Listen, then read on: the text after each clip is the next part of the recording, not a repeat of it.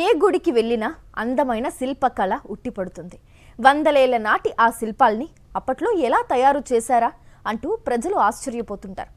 మరి ఇప్పుడు అలాంటి శిల్పాల్ని ఎలా తయారు చేస్తారు, ఎక్కడ తయారు చేస్తారు? తెలంగాణలో అలాంటి శిల్పకళకు కేర్ ఆఫ్ అడ్రస్ లాంటి ఊరు ఒకటి ఉంది. తరతరాలుగా శిల్పాలు తయారు చేస్తున్న ఆ ఊరి ప్రత్యేకతలేంటి, అక్కడి శిల్పకారుల జీవనం ఎలా సాగుతోంది?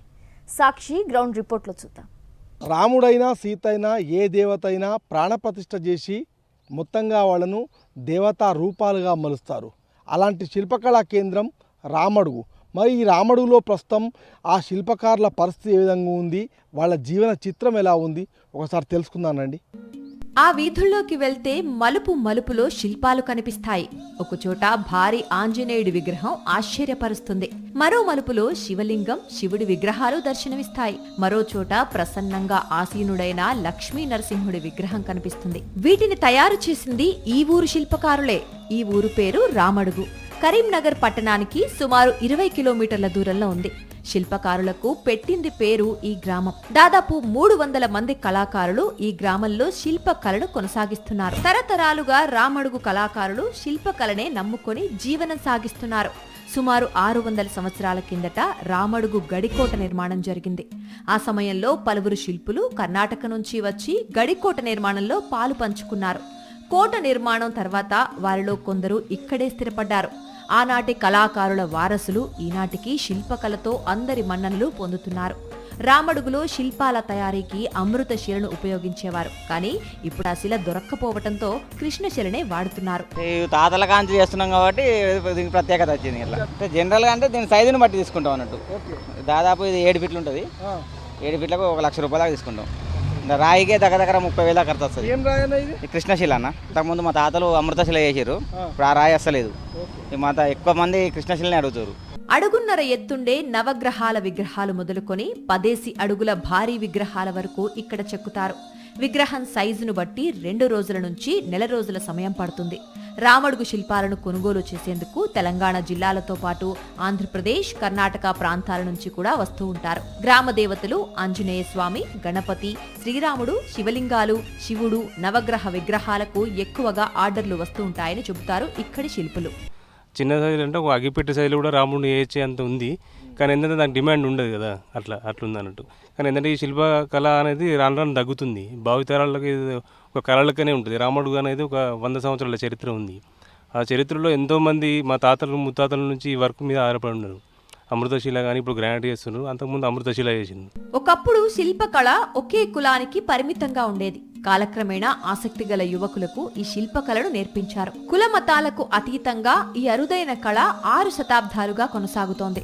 వందలాది ఆలయాల్లో రామడుగు విగ్రహాలు కొంగు బంగారమై భక్తుల కోర్కెలు నెరవేరుస్తుంటే ఆ విగ్రహాలను చెక్కిన ఈ శిల్పుల జీవితాల్లో మాత్రం సంతోషం కనిపించటం లేదు. శిలతో పాటు శిలను చెక్కే పరికరాల ధరలు పెరగటంతో వీళ్లకు గిట్టుబాటు కావటం లేదు. ఇది హార్డ్ వర్క్. 50 సంవత్సరాలు దాటిన తర్వాత ఎవరు పనిచేయలేని స్థితిలో ఉంటారు. కాబట్టి పెన్షన్ సౌకర్యం ఏర్పాటు చేయాలని, తర్వాత హెల్త్కి సంబంధించినటువంటి ప్రాబ్లమ్స్ ఉంటాయి కాబట్టి గవర్నమెంట్ హెల్త్ కార్డు ఇష్యూ చేసి వాళ్ళని ఆదుకోవాలని మేము డిమాండ్ చేస్తూ వస్తున్నాం. కానీ ఇప్పటివరకు ఏ ప్రభుత్వం కూడా స్పందించింది లేదు, మాకు సహకరించింది లేదు. చాలా కష్టంతో కూడుకున్న ఈ శిల్పకళలో 60 ఏళ్లు పైబడ్డాక పని చేయలేకపోతున్నారంటున్నారు శిల్పులు. ప్రభుత్వం నుంచి పెన్షన్ అందిస్తే బాగుంటుందని అభిప్రాయపడుతున్నారు. ఇక శిల్పాలు చెక్కుతున్నప్పుడు వచ్చే ధూళితో చాలా మంది శిల్పులు వ్యాధుల బారిన పడుతున్నారు. శిలలపై శిల్పాలు చెక్కినారు, మనవాళ్లు సృష్టికి అందాలు తెచ్చినారు అన్న సినీ కవి మాటలు మీకు రామడుగు వస్తే అక్షర సత్యంగా కనిపిస్తాయి. అందుకే రామడుగు ఇప్పుడు ఒక సుప్రసిద్ధ శిల్పకళా వేదికగా, శిల్పకళా కేంద్రంగా విరాజిల్లుతున్నది. కెమెరా పర్సన్ సతీష్తో రమణ, సాక్షి టీవీ, కరీంనగర్ జిల్లా. ఎక్కడో రోడ్డు పక్కన పడి ఉన్న బండను ఎవ్వరూ పట్టించుకోరు. కానీ ఆ రాయిని తీసుకొచ్చి దానిపై ఉలిపెట్టి శిల్పంగా మారిస్తే అదే దైవ స్వరూపమవుతుంది. అలాంటి ఎన్నో ప్రతిమలు, విగ్రహాలతో పాటు ధ్వజస్తంభాలు, ఆలయాల దర్వాజాలు ఈ ఊరిలో రూపుదిద్దుకుంటాయి. రామడుగు కళాకారుల చేతిలో పడింది అంటే ఏ రాయికైనా జీవకళ వస్తుంది. రామడుగు ఊరి నుంచి మా ప్రతినిధి రమణ మరింత సమాచారం అందిస్తారు. ఎవరైనా ఉలుకు పలుకు లేకుండా నిల్చుంటే బండరాయిలా నిల్చున్నావేంటి అని చెప్పేసి మనం అంటూ ఉంటాం. కానీ ఆ బండరాయికే జీవం పోస్తే ఒక అద్భుతమైన శిల్పంగా మలిస్తే ఆ శిల్పకళా కేంద్రమే రామడుగు. ఆ రామడుగులో మీకు నేను కొన్ని శిల్పాలను చూపిస్తున్నాను. నా వెనుకకు సజీవ సాక్ష్యంలాగా ఒక జీవం పోసిన శిల్పాలు మనకు బ్యాక్లో కనిపిస్తున్నాయి. ముఖ్యంగా అమ్మవార్లకు సంబంధించిన శిల్పాలన్నీ కూడా ఎంత అద్భుతంగా వీళ్ళు ఇక్కడ చెక్కారు అనడానికి ఇవన్నీ కూడా మీకు సజీవంగా కనిపిస్తున్న దృశ్యాలు. అయితే నేను కూర్చున్న ఈ బండరాయి కూడా ఇది మొత్తంగా ఈ స్టోన్ పైన పూర్తిగా ఇది దేవాలయాలకు సంబంధించిన దర్వాజాలు తయారు చేయడానికి వీటిని ఉపయోగిస్తారు. మరొక వైపు కొన్ని సెట్టింగ్స్కు ఎగ్జిబిషన్స్లో కూడా వీటిని వాడుతూ ఉంటారు. మొత్తంగా అంటే ఒక శిల్పకళకు ప్రత్యేకమైన కేంద్రంగా, శిల్పకారులకు ఒక ప్రత్యేకమైన కేంద్రంగా రామడుగు చాలా ప్రసిద్ధి చెందింది. ఈ క్రమంలో ఇక్కడ ఒక శిల్పకారుడు ఉన్నాడు. ఆయనతో మనం ఒకసారి మాట్లాడించే ప్రయత్నం చేద్దాం. అన్న చెప్పండి, మీరు ఎక్కడి నుంచి వచ్చిండ్రు, ఎప్పటి నుంచి చేస్తుండ్రు? నేను గత 6-7 సంవత్సరాల నుంచి చేస్తున్నా. ఓకే. పని మొత్తం వచ్చు కొంచెం. గరేపల్లి నుంచి వస్తా, రోజు చేసుకొని వెళ్తా. ఓకే. అంటే ఇక్కడ కేవలం మన ప్రాంతీయంగా ఉన్నవాళ్ళు మన వాళ్ళే ఉన్నారా, లేకుంటే వివిధ ప్రాంతాలకు సంబంధించిన వాళ్ళు కూడా వస్తుంటారండి? మిగతా ఊరి సమస్యలు కూడా వస్తుంటారు, చేస్తుంటారు, పోతుంటారు. అంటే జనరల్గా ఇక్కడ ఇప్పుడు గిరాకీ ఎలా ఉంటుంది? ఇప్పటి వరకు అయితే పర్లేదు, బాగానే ఉంది. ఓకే. ఇక మీద చెప్పలేము. ఓకే. అంటే ఎక్కడి నుంచి వస్తుంది ఎక్కువ ఆర్డర్స్? ఎక్కడి నుంచి వస్తుంది? ఎక్కువ మహారాష్ట్ర అటు నుంచి సైడ్ నుంచి వస్తుంది. ఓకే. ఇటు తక్కువ, అటు ఎక్కువ. ఓకే. అంటే ఎలాంటి శిల్పాలకు ఎక్కువ ఆర్డర్స్ ఉంటాయి? ఎక్కువ అంటే ఇంకా అన్ని విధాలుగా పోతూనే ఉంటాయి. మీకు గతంలో శిల్పకళకు ఇప్పటికీ ఏమైనా తేడా ఉందా? ఏమైనా పనిముట్లలో కానీ సౌకర్యాల్లో కానీ మీకు బెటర్మెంట్ ఉందా? బెటర్ అంటే ఇప్పుడు అప్పుడు చేతులతో చెక్కేది, ఇప్పుడు కొంచెం మిషన్లు అయినాయి, దానికి తగ్గట్టు చేస్తున్నాం. అప్పుడు సులభంగా ఉండేదా, ఇప్పుడు సులభంగా ఉంది?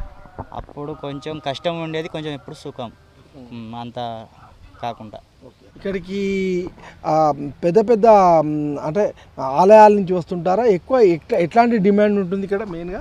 అంటే అమరవీరులకు సంబంధించిన శిల్పాలకా, లేకుంటే దేవతా విగ్రహాలకా? ఎట్లాంటి దేవతా విగ్రహాలకే ఎక్కువ, మిగతా అంటే తక్కువ. ఓన్లీ గుడికి సంబంధించిన విగ్రహాలు అయితేనే ఎక్కువ ఉంటాయి. గతంలో కృష్ణశిలలు, అదేవిధంగా అమృతశిలలు వంటివి కనిపించేటివి, కానీ ఇప్పుడు అవి లేకుండా పోవడము, వాటి సంఖ్య తగ్గిపోవడము, మొత్తంగా అలాంటి కొండలు లేకపోవడం వల్ల మొత్తంగా గ్రానైట్ పైన ఆధారపడి ఇప్పుడు శిల్పకళ అనేది నడుస్తుంది. అయినప్పటికీ కూడా రామడుగు మిగిలిన ప్రాంతాలతో పోలిస్తే శిల్పాలకు పెట్టింది పేరుగా, కేర్ ఆఫ్ అడ్రస్గా మొత్తం భారతదేశంలో, ముఖ్యంగా తెలంగాణ రాష్ట్రంలో ఒక ప్రత్యేకతను, పేరును సంపాదించుకుంది.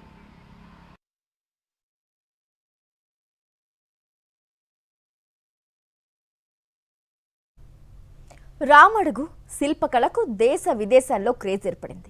మహారాష్ట్ర నుంచి అత్యధికంగా ఆర్డర్స్ వస్తూ ఉంటాయి. ద్వారపాలకుల నుంచి ఆలయాల వద్ద ఏర్పాటు చేసే చిన్న చిన్న విగ్రహాల వరకు ఎన్నో ఇక్కడ జీవం పోసుకుంటాయి. ₹1,00,000 విలువ చేసే ఎల్లమ్మ విగ్రహానికి కామారెడ్డి నుంచి ఆర్డర్ వచ్చింది. దాన్ని రామడుగు శిల్పకారులు అత్యద్భుతంగా తీర్చిదిద్దారు. ఆ విగ్రహం నుంచి మా ప్రతినిధి మరింత సమాచారం అందిస్తారు. రోడ్డు పక్కన పడుంటే అది రాయి, ఆ రాయి పైన శిల్పకారుడి చేయి పడితే ఒక జీవం పోసుకున్న ఒక అద్భుతమైన శిల్పం. అందుకే రామడుగు శిల్పకళా కేంద్రంగా ఇక్కడ శిల్పకళ ఏ విధంగా ఉంది, గతంతో పోలిస్తే ఇప్పుడు ఆదరణ ఉందా, డిమాండ్ ఉందా? ఒక్కసారి హరిహరాచారి గారితో మనం మాట్లాడదాము. ఆయన ప్రసిద్ధమైన శిల్పకారుడిగా రామడుగులో ఉన్నారు. గతంలో ఏంటంటే మా పూర్వీకులు, మా తాతలు వాళ్ళంతా ఎక్కడ గుడి నిర్మాణం జరిగితే అక్కడికే వెళ్ళి పనిచేసి వచ్చేవాళ్ళు. 1969లో మా ఫాదర్ సకల వెంకటాచలం గారు ఇక్కడే ఒక కేంద్రంగా ఏర్పరిస్తే బాగుంటుంది అనేటువంటి ఉద్దేశంతో శ్రీరామ శిల్పకళ మందిరాన్ని ఇక్కడ ఏర్పాటు చేయడం జరిగింది సెంటర్గా. దాన్ని 1975లో ఇండస్ట్రియల్ కోఆపరేటివ్ సొసైటీగా రిజిస్ట్రేషన్ చేసి అందరూ ఒక దగ్గర పనిచేసేటువంటి ఒక సిస్టాన్ని ఏర్పాటు చేయడం జరిగింది. వృత్తిపరంగా వాళ్ళంతా సాటిస్ఫైగా ఉన్నారా? గతంలో అంటే మొదటి నుంచి చెప్తూ వస్తే ఏంటంటే శిల్పులు మొదటి నుంచి ఇబ్బందుల పాలు అయిన వ్యవస్థని ధర్మకర్తగా నియమించాలని, ఎందుకంటే దేవాలయ అభివృద్ధిలో వీళ్ళ భాగస్వాములను చేయాలనేటువంటి డిమాండ్ చేస్తూ వస్తున్నాం. ఇంకోటి ఏంటంటే ఇది హార్డ్ వర్క్. 50 సంవత్సరాలు దాటిన తర్వాత ఎవరు పనిచేయలేని స్థితిలో ఉంటారు.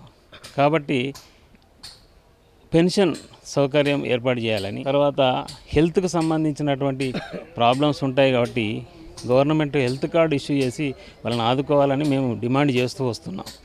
ఇది ముఖ్యంగా అంటే మనకు శిల్పకారులు చెప్తున్నారు ఖచ్చితంగా ఈ వృత్తి అనేది చాలా తక్కువగా ఉంటుంది, చాలా తక్కువ సంఖ్యలో ఇప్పుడు శిల్పకారులు ఉన్నారు. ఈ క్రమంలో వాళ్ళకు సంబంధించిన పెన్షన్ కావచ్చు, అదేవిధంగా వాళ్ళకు సంబంధించిన హెల్త్ కార్డ్స్ కావచ్చు, ఇలాంటి విషయాలపైన ప్రభుత్వం దృష్టి సారించాలని చెప్పేసి వాళ్ళు విజ్ఞప్తి చేస్తున్నారు.